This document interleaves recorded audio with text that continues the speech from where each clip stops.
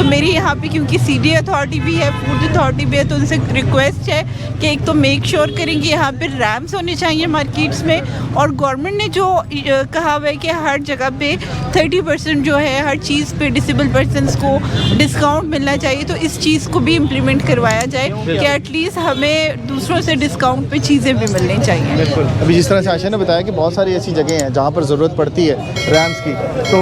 ویسے تو پیدل چلنے والوں کے لیے مسئلہ ہے, لیکن ہماری جو بہن ہے, اس طرح کے بہت سارے ایسے لوگ ہیں جو پرسن ود ڈسیبلٹیز ہوتے ہیں, ان کے لیے بڑی مشکل ہوتی ہے. تو اس کے لیے بھی انہوں نے مطالبہ کیا ہے کہ حکومت ایسے لوگوں کے لیے بھی کچھ کرے جو لوگ آتے ہیں, اور جس طرح سے یہ بتا رہی ہیں اچھا کہ یہاں پر کھڑے ہونا پڑتا ہے ان کو, اور اپنی شاپنگ کے لیے انتظار کرنا پڑتا ہے کہ کوئی آئے گا تو وہ لے گا. تو اس کے لیے بھی انہوں نے